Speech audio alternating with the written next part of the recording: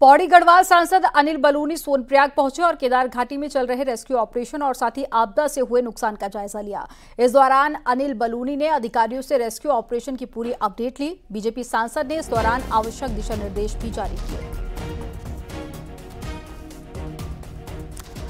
तस्वीरें आपको दिखा रहे हैं सोनप्रयाग की। ये तस्वीरें जहां पर अनिल बलूनी पहुंचे थे और साथ ही उन्होंने पहुंचकर अधिकारियों से अपडेट भी लिया कि रेस्क्यू ऑपरेशन कहां तक पहुंचा है।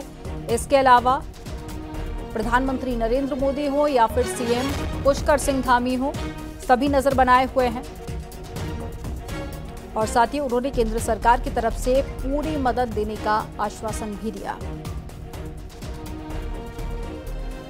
जायजा लेने खुद सांसद अनिल बलूनी जी पहुंचे। सर, किस तरीके से आपने अभी रेकी की है? सर, कहीं भी आप देखने के लिए क्या कुछ देखिए, आप भी सब लोग जगह जाके देखे हैं कि कितनी रौद्र रूप प्रकृति का रहा है और बहुत बड़ी मात्रा में अतिवृष्टि हुई है। बहुत जगह रास्ते टूट गए हैं, कई जगह तो रास्ते बह भी गए हैं और पिछले जब से ये घटना हुई है उसके बाद से जो लोग फंसे, पूरा राज्य प्रशासन, स्थानीय प्रशासन और भारत सरकार की तमाम एजेंसी एक कोऑर्डिनेटेड एफर्ट्स के साथ मिलकर काम कर रही हैं और सब लोगों से जितने लोग वहां फंसे, काफी लोग निकाले जा चुके हैं। जो लोग कुछ लोग रह गए वो प्रशासन के संपर्क में हैं।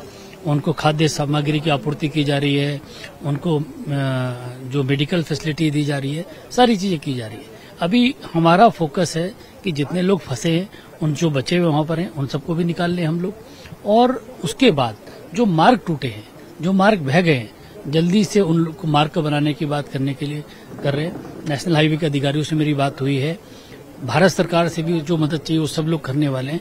तो आने वाले कुछ समय में हमारा प्रयास है कि जल्दी से जल्दी, जितनी जल्दी हो सके, स्थिति को सामान्य बनाया जा सके। सर, क्योंकि मौसम बड़ी चुनौती बना है क्या अभी, क्योंकि हेलीकॉप्टर कुछ देर के लिए चले फिर बंद हो गए और जो पैदल से भी लेके आ रहे हैं वहां भी सर काफी पत्थर वत्थर गिरे, तो ये कितना एक वो मान के चलते थे चुनौती सबसे बड़ी? देखिए, मैंने कहा ना, जो लोग फंसे हैं उनको निकालना हमारे लिए सबसे पहली प्राथमिकता है और काफी लोग निकाले जा चुके और लगातार ये क्रम जारी है। आप सब कुछ, अगर मौसम ठीक रहा तो बहुत जल्दी हम लोग रेस्क्यू का काम पूरा कर लेंगे और उसके बाद हम लोगों का कोशिश है कि ये रास्ता भी चालू हो जाए और जहां जहां पर उसकी मरम्मत करनी है वो किया जाए और उसमें जो मिनिस्ट्री ऑफ रोड ट्रांसपोर्ट के लोग हैं वो सारे लोग भी लगे हैं। सर, क्योंकि आपने अभी यहाँ पे एक मीटिंग भी की है, आपके लोग यहाँ पे बीजेपी से जुड़े सभी लोग यहाँ पे, उन्हें कुछ बातें भी आपसे की है, कुछ शेयर भी किया, कुछ कहा कि यहाँ पे कुछ मांगे पुरानी तो सड़क उड़क को लेकर। देखिए, मैं एक चीज और बताना चाहता हूँ कि बड़ी यहाँ जितने सामाजिक संगठन हैं वह भी सब लोग, जो लोग हैं उनकी मदद कर रहे हैं। लोगों को खाना करना, प्रशासन के साथ साथ हमारे भारतीय जनता पार्टी के कार्यकर्ता है, हमारे संघ के जो आरएसएस के स्वयंसेवक हैं, वह भी सब लोग मदद करने में लगे। सारे सामाजिक संगठन भी मदद कर रहे हैं और जितने लोग निकल रहे हैं उन सबको जो तुरंत खाद्य सामग्री देना, किसी को कंबल देना, जो जो व्यवस्था है वो सब किया जा रहा है। यहाँ के स्थानीय लोगों ने बहुत सारी जो समस्या बताई है उनकी तरफ भी हम लोगों का ध्यान है। एक बार रेस्क्यू ऑपरेशन समाप्त हो जाए उसके बाद जो यहाँ के व्यापारी वर्ग है उस सबकी समस्या है, उनके लिए भी काम करेंगे। बिल्कुल, ये थे हमारे साथ गढ़वाल सांसद अनिल बलूनी, जिनका साफ तौर पर कहना है कि उनकी प्राथमिकता है कि जो रेस्क्यू, जो लोग फंसे हैं, सबसे पहली प्राथमिकता उनकी है, उसके बाद आगे के कार्य देखे जाएंगे। कैमरा सहयोगी सद्दी के साथ में सत्येंद्र, न्यूज 18 सोनप्रयाग। और गौरीकुंड से बड़ी खबर आ रही है जहां पर लैंडस्लाइड हुआ है और उसमें कुछ गाड़ियां भी दब गई हैं, एक बुलेरो, एक ट्रक और साथ ही हालांकि 2 ट्रक फंसे होने की जानकारी मिल रही है और कुछ बाइक भी दब गई है मलबे के नीचे। गनीमत रही कि गाड़ियों में कोई व्यक्ति नहीं था, नहीं तो बड़ा हादसा हो सकता था। गौरीकुंड मेन मार्केट में ये घटना घटी है। ये तस्वीरें आपको दिखा रहे हैं। मलबा पहाड़ी से नीचे गिर गया जिसके नीचे कई गाड़ियां दब गई। लोगों को गरम गरम भुट्टे।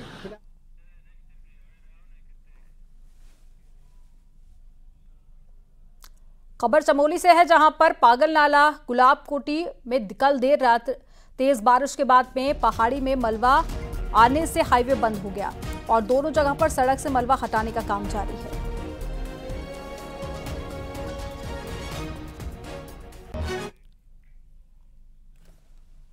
टिहरी के बूढ़ा केदार में 27 जुलाई को आई प्राकृतिक आपदा के बाद से हालात अब तक सामान्य नहीं हो पाए हैं।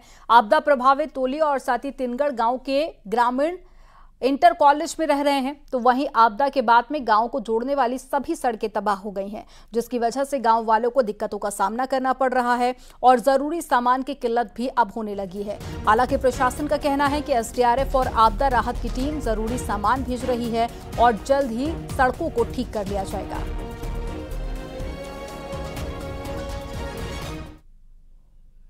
देखिए, जो रोड हमारी डैमेज हुई है गेवली की या फिर पिंसवाड़ की, उस पर कार्य हमारा चल रहा है पीडब्ल्यूडी और पीएमजीएसवाई के द्वारा। इसके अतिरिक्त राशन की सप्लाई ऑलरेडी वहाँ पर सफिशिएंट है। बिजली का भी जो काम था वो भी हमारा चल रहा है, दूरस्थ क्षेत्रों में भी लाइन पहुँचाने का। पेयजल लाइन हमारी सुचारू है उस क्षेत्र में। और इसके अतिरिक्त एसडीआरएफ की टीम भी हमारी पिंसवाड़ आज पहुँचेगी, जो कि वहाँ पर वस्तुस्थिति से हमको अवगत कराएगी।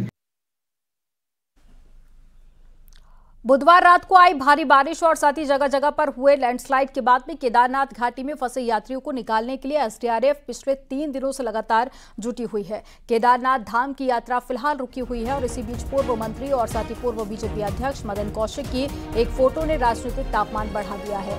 अभी हरिद्वार से विधायक मदन कौशिक ने पूरे परिवार के साथ में शुक्रवार को केदारनाथ धाम की यात्रा की और इसकी फोटो बाकायदा उन्होंने अपने फेसबुक पेज पर भी पोस्ट की थी। कांग्रेस ने मुद्दे को हाथों हाथ लपक लिया और शुक्रवार को ही राहुल गांधी के कहने पर उत्तराखंड कांग्रेस ने केदारनाथ प्रतिष्ठा यात्रा कैंसिल कर दी।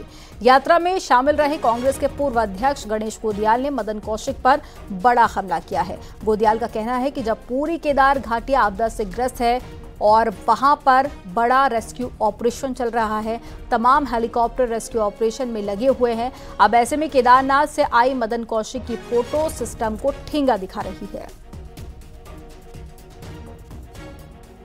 माननीय हमारे यहाँ के प्रदेश के भारतीय जनता पार्टी के नेता या परिवार या अपने मित्रों के साथ वहाँ जाते हैं और निश्चित रूप में इन नेताओं का ये कृत्य उन लोगों को चिढ़ाने जैसा है जो लोग वहाँ पर रेस्क्यू के लिए इंतजार कर रहे हैं।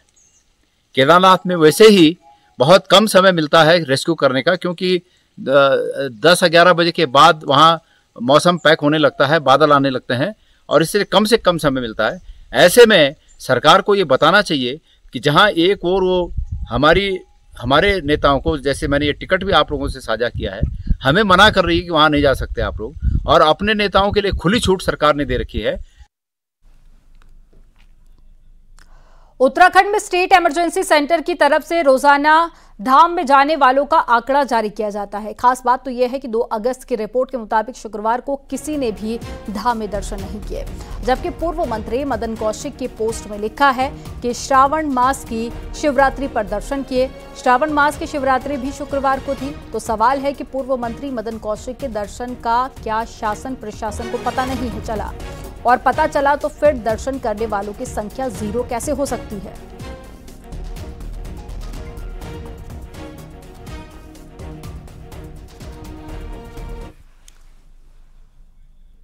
वहीं मदन कौशिक के केदारनाथ धाम जाने पर बीजेपी की भी प्रतिक्रिया आई। कैबिनेट मंत्री गणेश जोशी का कहना है कि सबको इससे बचना चाहिए, कायदे कानून सबके लिए एक है।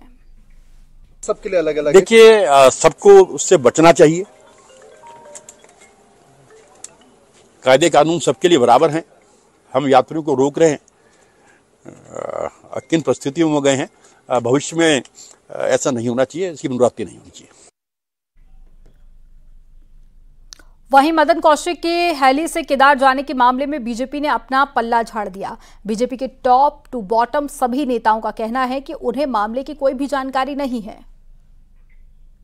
मेरे को इसकी जानकारी नहीं है, क्योंकि ये बात तो ठीक है, सरकार के द्वारा जो हालात वहां के उसको देख के जो यात्रा उसको स्थगित किया गया है, लेकिन माननीय मदन कौशिक जी वहां गए, मेरे को उसकी जानकारी नहीं। चलिए खबरों में आगे बढ़ते हैं। देहरादून में सीएम पुष्कर सिंह धामी ने पौधारोपण किया। SGRR स्कूल मोथरोवाल में आयोजित कार्यक्रम में सांसद त्रिवेंद्र रावत, विधायक विनोद चमोली भी मौजूद थे और एक पेड़ मां के नाम अभियान के अंतर्गत पूरे प्रदेश में पौधारोपण हो रहा है। मुख्यमंत्री ने लोगों से पर्यावरण संरक्षण के लिए पौधारोपण करने के साथ ही पौधों का संरक्षण करने की भी अपील की है।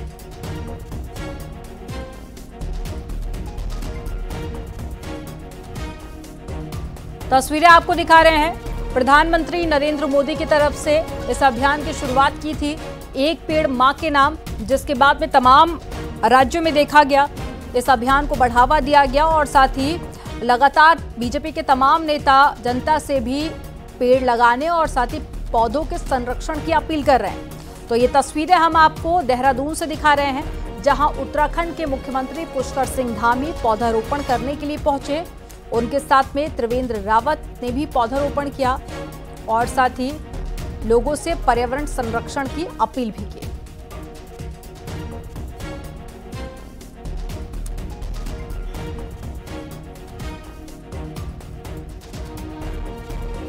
ये हरेला पर्व देखिए प्रकृति संरक्षण का और प्रकृति पूजन का पर्व है और इस पर्व पर हम पूरे राज्य के अंदर वृक्षारोपण पौधारोपण का कार्यक्रम बृहद स्तर पर कर रहे हैं, जो पूरे महीने भर चलेगा। और आदरणीय प्रधानमंत्री जी ने जो विश्व पर्यावरण दिवस के दिन पूरे देशवासियों से आह्वान किया है, एक पेड़ मां के नाम, उस कार्यक्रम को भी हम तेजी से बढ़ा रहे हैं। करोड़ों पेड़ लगाने का हमारा लक्ष्य है, हम उस दिशा में आगे बढ़ रहे हैं। आज धर्मपुर क्षेत्र विधानसभा क्षेत्र में हरेला का एक कार्यक्रम किया गया है। निश्चित रूप से इस कार्यक्रम के माध्यम से पूरे शहर के अंदर बृहद रूप से वृक्षारोपण किया जाएगा। धर्मपुर विधानसभा के लोगों ने इसमें बहुत अच्छा इनिशिएटिव लिया है, माननीय विधायक जी चमोली जी ने, उनके साथियों ने, मैं सभी का धन्यवाद करता हूँ।